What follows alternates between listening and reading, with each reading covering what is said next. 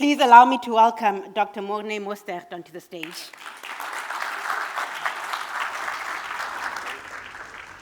Thank you so much, Amo. It's Toyota red, is really what I'll say. Ladies and gentlemen, good morning. What a tremendous privilege for me to be here at such an erudite organization, global leader. Tremendously humbling for me to share a few thoughts with you. And thank you so much for the very kind invitation. My work is, as you've heard, in the world of thinking. So I spend my life in a very privileged way with very talented people like your good selves, helping senior people to think about their thinking in order to make better decisions. And those decisions matter.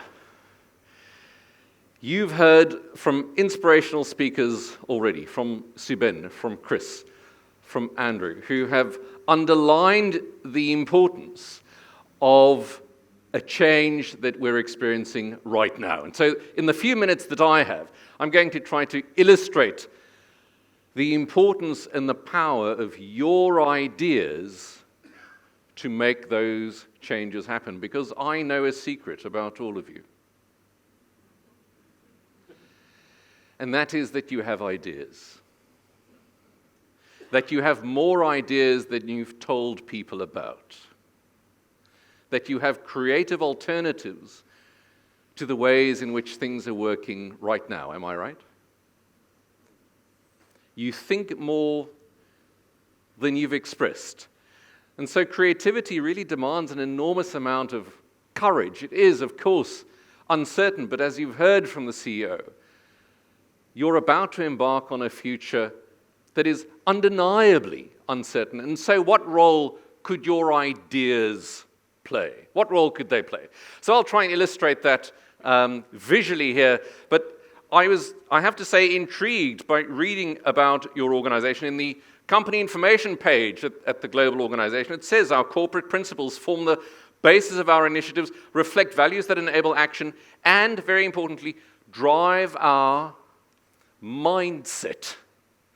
Mindset is an intriguing thing. You can think of mindset in a few ways. The first sort of way is to think about the mind as something that has set, like jelly, or worse, like cement. Something that can no longer embrace what the future holds. You can think of mindset as the idea of setting your mind on something. Those of you my age will recognize a song by a former Beatle called George Harrison, I've Got My Mind Set on You, the Beatles. For the young people, in the old days, there's a group named after insects. You can also think of mindset as the idea that your mind operates in sets, in clusters. And so mindset, I was fascinated to find in your own literature, features very strongly. It continues. Your own founder, Sakichi Toyoda, said, always be studious and creative, striving to stay ahead of the times, not just with the times. You're playing in a different league. In your happiness ambitions, you say explicitly, we give all our effort and offer all our ingenuity, our originality, our inventiveness. And in creating mobility for all, you say we wish to create new possibilities. All new possibilities start with ideas. Ideas matter. And you've been exposed to a large number of them during this program. The dilemma is you have all these ideas, and how do they come to life? How do you contribute to the future of this great organization with those ideas? It is a dilemma because the environment, in your view, may not be as receptive as you think it is. And what's fascinating about that is, let us use what we might call here, by the way, analogical thinking, using analogy to think, metaphorical thinking, if you wish. Let's imagine what's in here are your ideas, and this is the environment in which you should operate. For that environment to be receptive, of course, you cannot simply bombard the environment with your ideas. It has no consequence. What's absolutely fascinating with the skills that you've learned about leadership is, yes, the ideas are important, but so are the relationships between those ideas and the environment that you confront. And the strange thing is, were you to develop the competence to somehow influence, a key competence of leadership, the same ideas would have a completely different result. So that is, I would say, incumbent upon leaders to also prepare the environment in which their ideas are going to flourish through their abilities to influence. But let's take a few examples of how your ideas might operate if we assume these are all examples of the environment for your ideas. Well, to start off in a very silly way, you might do something like this. If you imagine this is your idea and it confronts the environment like that. Well, we can see you. It's there. We've heard you. I'm sure you've had that feedback in a meeting. But it's really, literally, in this case, a damp squib. It's making no real valuable contribution. You may think you add salt to the proceedings, a little bit of flavor. Let's see what that does to the environment. Well, it might change the flavor, but in fact, it's not very long-lasting, it's hardly visible, and it disappears and dissolves fairly quickly. I was looking for ideas, so I asked my girlfriend what she thought, and she gave me some curry powder, and let's see what that does. What's interesting about how that behaves is, at first it just sort of settles on the top. And then it kind of moves through the layers a little bit.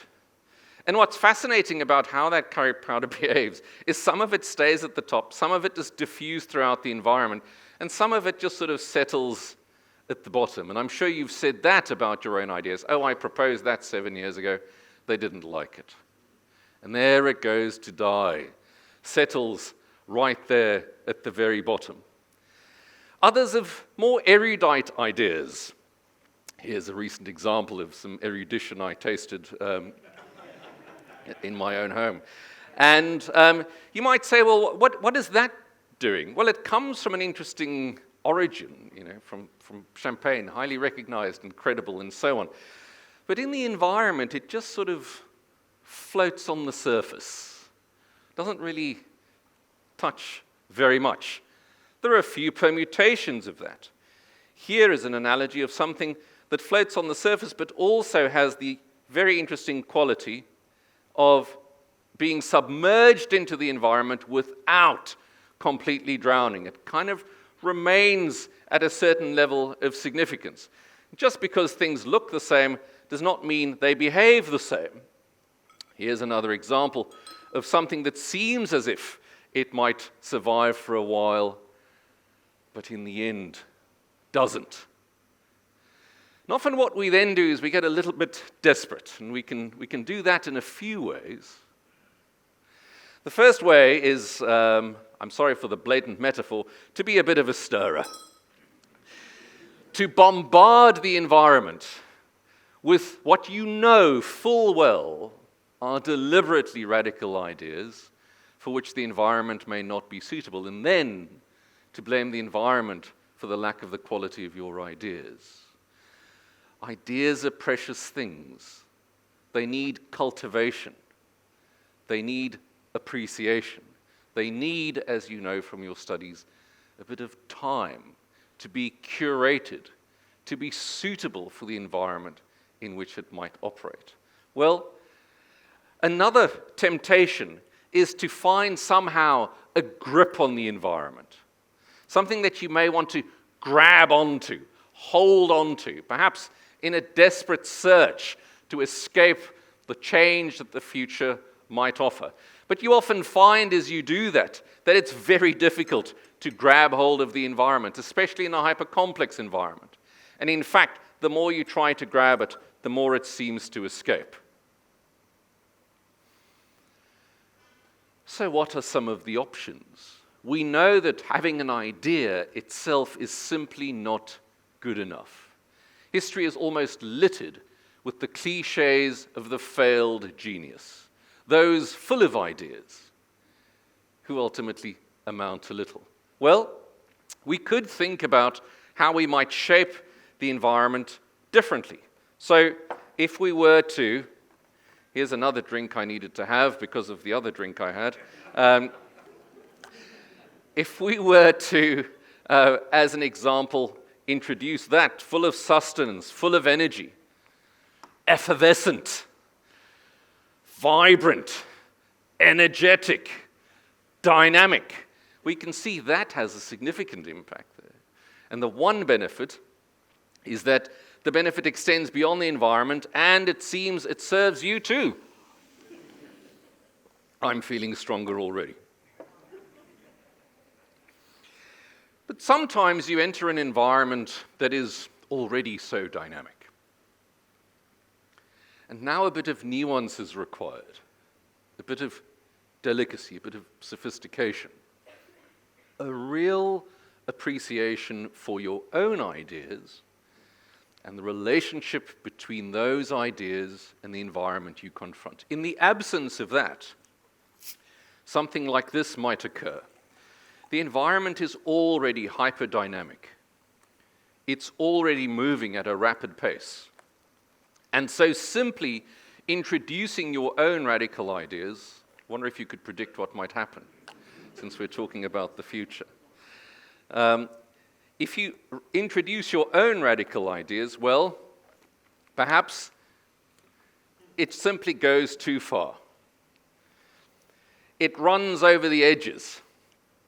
It spills over. It frankly makes a bit of a mess.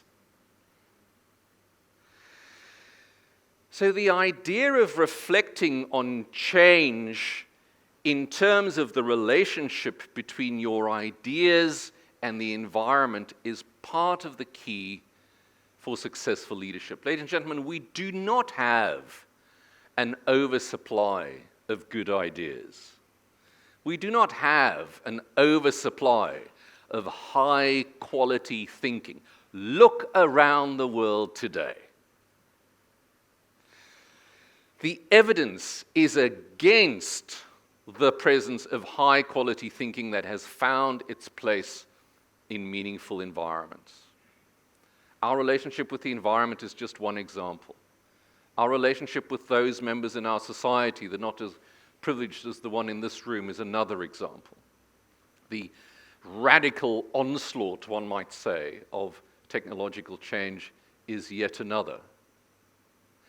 So my encouragement to you, colleagues, is take pride in your ideas. Treasure them. Identify them. Cultivate them.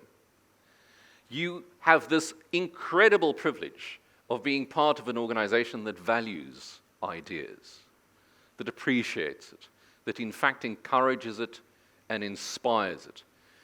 Do yourself the favor of the self-respect required for developing high-quality ideas.